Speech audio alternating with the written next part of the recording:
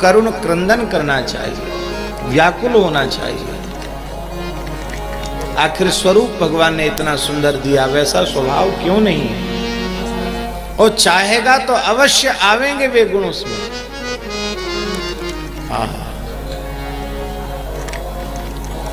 कमी इतनी सी है कि हम वेश मिला नहीं कि अपने को महान सिद्ध, महान संत, महान महात्मा मान लेते हैं अपने भीतर से कि हम तो बस अब हो गया, परिपूर्ण हो गए, अब कुछ बाकी नहीं रहेगा। बस यही सबसे बड़ी कमी है। आत्मनिरीक्षण करे, ईमानदारी से आत्मनिरीक्षण करे तो शास्त्र में जो मनुष्य के लक्षण कहे गए हैं वे लक्षण भी ईमानदारी से अपने भीतर नहीं दिखाई पड़ते। साधुता और विरक्ति ये तो बहुत ऊंची चीजें हैं। इतने गुण जामे सो संत, इतने गुण जामे सो संत, श्री भागवत मध्य जस गावत, श्री मुख कमला कंत। हरि को भजन साधु की सेवा, सर्वभूत पर दाया। हिंसा दंभ लोभ छल त्यागे, विष सम देखे माया। सहनशील आशय उदार, अति धीरज सहित विवेकी। सत्य वचन सबको सुखदायक, गही अनन्य व्रत एकी। इंद्रिय जित अभिमान न जाके, एक एक शब्द ध्यान से सुने। इंद्रिय जित अभिमान न जाके, करे जगत को पावन। ऐसे लक्षण हो तो वो संत स्वयं तो पावन हो जाएगा, जगत को पावन कर देगा। इंद्रिय जित अभिमान न जाके, करे जगत को पावन। भगवत रसिकता सुखी संगति, तीनहु ताप न सावन। और यदि ये लक्षण नहीं आए तो लाज न आवत दास कहावत। दास तो बन गए रामदास, कृष्णदास, माधवदास, गोविंददास, गोपाल दास, अनंत दास, अच्युत दास, सब दास बन गए। लेकिन कहने को तो हमारा नाम कोई पूछे तो जो दासांत नाम है वही हम बतावेंगे, लेकिन ईमानदारी से हम बने क्या? वंचक भगत कहाय राम के, किंकर कंचन को काम के। ये स्थिति है हमारी। तो लाज न आवत दास कहावत, सो आचरण विसारी सोच तजी। जो हरि तुम कहीं भावत। जो आचरण है हरि आपको अच्छा लगता है, उसको तो हमने विचार पूर्वक तिलांजलि दे दी है, त्याग दिया है। जो आपको अच्छा लगेगा वो हम नहीं करेंगे, हमने निश्चय कर लिया। सकल संग तजी भजत जाहि मुनि, जप तप जाग बनावत। सकल संग तजी, संपूर्ण आसक्तियों से रहित होकर के, असंग होकर के महात्मा जिनका भजन करते हैं, जप तप जाग आदि के बाग बनावत, बगीचे लगाते हैं। मौसम मंद महाखल पावर, कौन जतन तेहि पावत। लाज न आवत दास कहा। हरि निर्मल, बहुत ध्यान से सुने। हरि निर्मल मल ग्रसित हृदय। भगवान की प्रतिज्ञा है, निर्मल मन जन सो मोहि पावा, मोहि कपट छल छिद्र न भावा।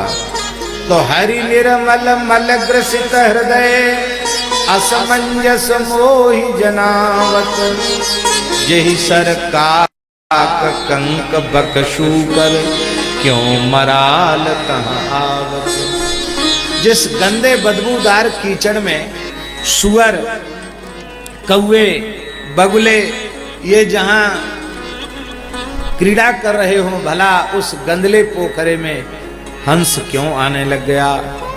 जाकी शरण जाय कोविद, दारुण त्रय ताप बुझावत।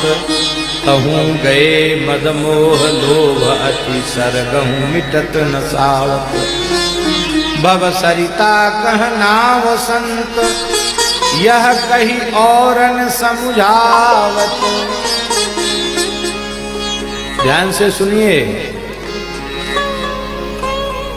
एक ही एक सिखावत जपत न आप, तुलसी नाम प्रेम कर बाधक पाप। हमसे कहे तो हम खूब नाम महिमा पर बोलते, अच्छा भी लगता, लेकिन खुद भजन नहीं करते।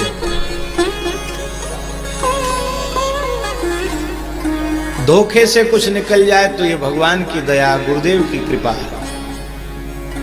भजन नहीं, सब एक दूसरे को सिखाने में लगे हैं कि भव सरिता कहना वसंत, यह कहीं और न समुझावत। भव सागर से पार उतरने के लिए नौका के समान है संत, लेकिन हो तिन सो हरि परम वैर, करी तुम सो भलो मनावत। उन संतों से वैर विरोध करके आपका भला बनना चाहता हूँ, आपकी उपासना करना चाहता हूँ। नाहिन और ठोर मुख ताते हठी ना तो लावत, राखु शरण उदार चूड़ामणि, तुलसीदास गुण गावत। लाज नावत दास तहावत। तो भगवान की दया से हमें, गुरुदेव की कृपा से, भगवान की दया से संत का स्वरूप मिला है, तो स्वभाव भी मिलना चाहिए। वो स्वभाव कब मिलेगा? नाभाजी कहते तब मिलेगा जब साधु के जीवन में भजन की प्रधानता होगी, भगवत स्मरण की प्रधानता होगी। भजन को भी विचार करना पड़ेगा, भजन की भी परिभाषा करनी पड़ेगी।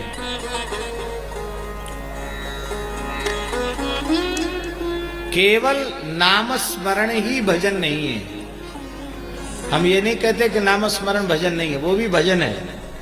नाम स्मरण मात्र भजन नहीं है, भजन को परिभाषित करना पड़ेगा। सब इंद्रियों का अलग अलग भजन है स्वामी जी। हाँ, आंख का भजन, भज धातु सेवार्थक है। भज सेवायाम, उससे ल्युट प्रत्यय होता है और फिर लकार टकार इनकी संज्ञा हो जाती, लोप होकर यू बचता है। यू को अन हो जाता, युवो रनाकव, तो बन जाता भजन।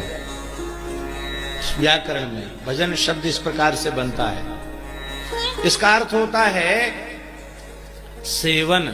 भजन माने सेवन। ये वर्तमान कालिक प्रत्यय है, माने हर क्षण भगवान का सेवन, उसको भजन कहेंगे। अब वो सेवन अलग अलग प्रकार का है। आंख के द्वारा भगवान का सेवन क्या है? दर्शन।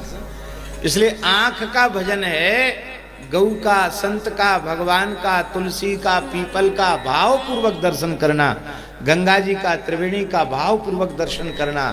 गंगे तब दर्शनान मुक्ति न जाने स्नान जम फलम, जो पौराणिक वचन है उसका भाव क्या है कि जिस भाव से गंगा जी का दर्शन करना चाहिए उस भाव से दर्शन करो तो दर्शन मात्र से मुक्ति हो जाएगी। और जब मुक्ति दर्शन से ही हो गई तो स्नान के फल का वर्णन करने में कौन समर्थ है? ये जल नहीं है, ये साक्षात ब्रह्म पिघल कर बह रहा है, द्रवीभूत ब्रह्म है। यमुना जी भी जल नहीं है, गंगा जी द्रवीभूत ब्रह्म है, तो यमुना जी द्रवीभूत प्रेम है।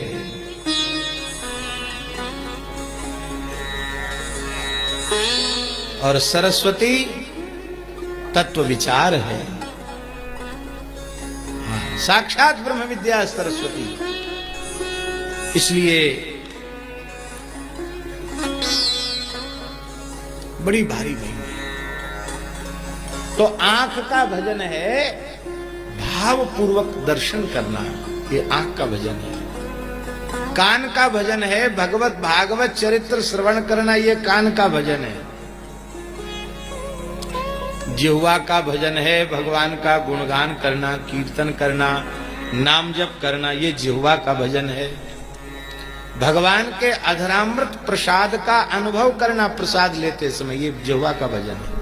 भोजन करते समय भी अन्न का पदार्थ का स्वाद न लेकर भगवान के अधर सुधारस का स्वाद लेना, भगवान के अधर का स्पर्श इस पदार्थ से हुआ है, इसलिए इसमें इतनी दिव्यता आ गई है, ये अनुभव करना। हाथ से भगवान की सेवा करना, गौ की, ब्राह्मणों की, सद्गुरु की, माता पिता की सेवा करना, पवित्र कर्म करना, यज्ञादि करना, ये हाथ का भजन है। पैर का भजन है परिक्रमा करना, अर्थात संपूर्ण ज्ञानेन्द्रिय कर्मेंद्रिय से भगवान का ही अनुभव करना, ये है संपूर्ण भजन। महाराज जी, मन का भजन है, विषयों का चिंतन न करके भगवत चिंतन करना, ये मन का भजन है। भगवान के संबंध में विचार करना, ये बुद्धि का भजन है। भगवान में अपने अंतःकरण को समर्पित कर देना, ये चित्त का भजन है। और मैं केवल भगवान का हूं और केवल भगवान ही मेरे हैं, इस भाव में स्थित हो जाना, ये अहम का भजन है। ये अहम का भी भजन है, क्योंकि मन बुद्धि चित्त अहंकार ये भी इंद्रिय हैं। इनको अंतरिंद्रिय कहा गया, बहिरिंद्रिय और अंतरिंद्रिय। बहिरिंद्रियां हैं 10 और अंतरिंद्रिय हैं 4। तो बहिरिंद्रिय और अंतरिंद्रिय मिलाकर 14 होते हैं। इन 14 के द्वारा भगवान का अनुभव करना, यह है भजन। अब समस्या यह है कि जिह्वा से तो करते हैं, उसमें भी न मन लगाते न बुद्धि लगाते हैं, चित्त का विलय उसमें नहीं कर पाते। वो भी व्यर्थ नहीं है, वो भी सार्थक तो है। लेकिन यदि इस जिह्वा के भजन के साथ रोम रोम से भगवान की सेवा की जाएगी, भगवान का अनुभव किया जाएगा, भगवान का सेवन किया जाएगा, तो ये संपूर्ण भजन होगा।